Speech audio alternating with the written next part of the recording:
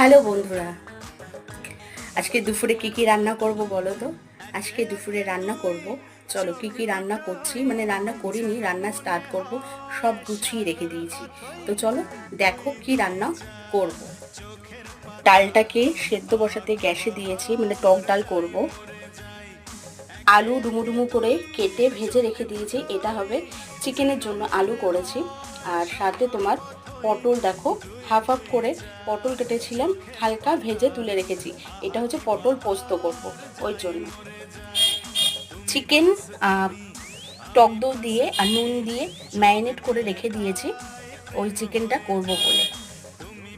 চিকেনের জন্য পেঁয়াজ কাটা রয়েছে, আর তোমার রসুন আদা, আর এই রসুনগুলো দেখো কুচি কুচি করে, এটা হচ্ছে ফোড়নে দেব। আর এটা পেস্ট করব, আর এই আদাটাকে পেস্ট করব, সাথে তো টমেটো আছেই। আম কেটে রেখে দিয়েছি, আমের টকে